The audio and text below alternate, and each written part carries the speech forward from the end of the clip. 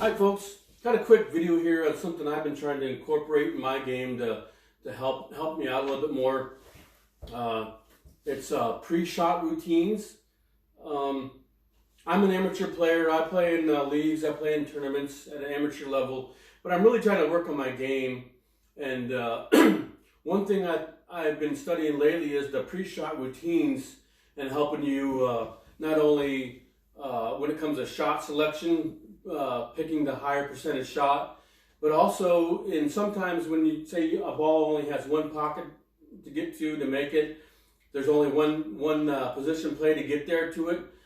There's still more that has to be analyzed before you just jump down and shoot. And I catch myself a lot of times, particularly in straight pool, when it's a real finesse game, and I see there's only one way to get to a ball, and I get the angle that I need on it, and I see where I need to be, and I get down and shoot, and I'll make my ball, but won't get the position or the proper angle on my ball, and I stop and I say to myself, how did I do that? The only way to mess up that shot is the way I landed. You know, I found the wrong way to hit that ball. It's like, how did I do that? I mean, I do that more than I care to admit. Afterwards, I say, the only way I could have messed up that shot is the way I hit it. And that's what I'm trying to force myself to analyze before I take those shots, because a lot of shots you find there's a little room for error on one way, and then the other way there's no room for error.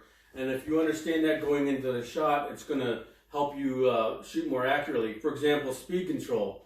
Usually there's not 50-50 whether it's under hitting it or over hitting it. Usually one's going to get you into more trouble than the other, and all you got to do is stop and say, what happens if I under hit it? What happens if I over hit it? You know, so if you rule out the side that you definitely want to avoid, you're more likely to hit it properly. And it involves everything, not only just the speed control, it's also like draw. Because I don't know how many times you see a draw shot and you focus and you're like, I want my cue ball right here. And then you end up underdrawing it, and then you say, oh shoot, I would have been better off if I overdrew it. You know, so if you look at that beforehand, what's going to get you into more trouble? Underdrawing it a little bit or overdrawing it? Usually they're not 50-50. One side is going to be worse than the other. So I'm trying to get myself to force myself into a pre-shot routine to figure that out. Here's a quick example. I was playing 10 ball, and this involves shot selection and percentage play. This pattern looks simple enough to me, and I thought, well, I'll get on the 4, and I thought the angle I wanted was over here on the 5, so I could have a 2-railer to come up to get on the 7 in the corner. That looked simple enough to me. I didn't think it was nothing wrong with that.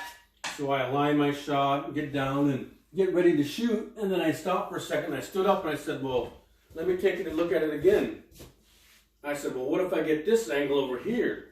And when I came over here and looked at this angle, I think I started liking that a little bit better, because at that angle there, my cue ball is coming off the rail here, and as soon as I hit the rail, I'm in the line that I need to be with the 7 ball. And there's a little bit more room for error on this shot than the 2-railer shot, because I think the only way I get in trouble here, if I get the proper angle, is if I try to kill the cue ball, come out there a little bit, and then I end up under hitting it, and then leave myself off the rail or on the rail with a longer shot.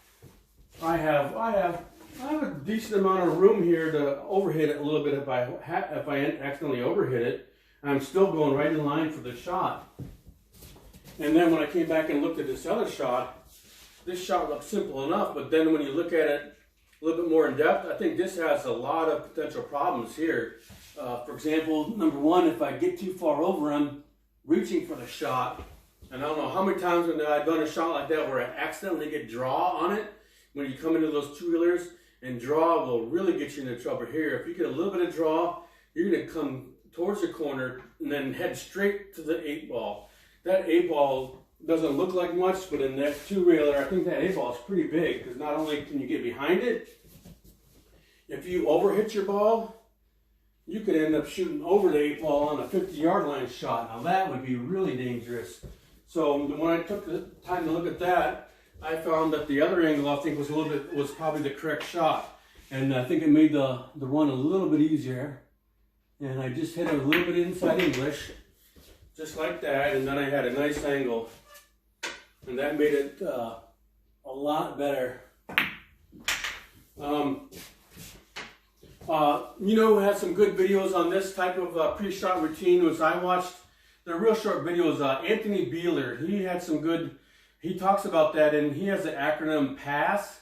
In his pre-shot routine, he says the A stands for angle, S stands for speed, and the second S stands for spin, and P is your potential problems, and that's what you got to analyze. You got to go through that every time on your shots to realize, you know, what's going to get you into trouble. And if I think you can only do this in practice. I don't think you're going to be able to do this when you're playing in tournaments. You're under pressure and you want to execute. You know, you're not going to think of this. But if you force yourself to do this when you practice, I think it's going to pay big dividends, you know, down the road when you're playing in tournaments. Because I know myself, I need to do that a lot more. Because even in practicing, when I'm practicing, I get myself into trouble. And I thought, well, geez, if I would have looked out for that shot in advance, I might not end up there. So, anyways, I hope this video helps you out, and thanks for watching.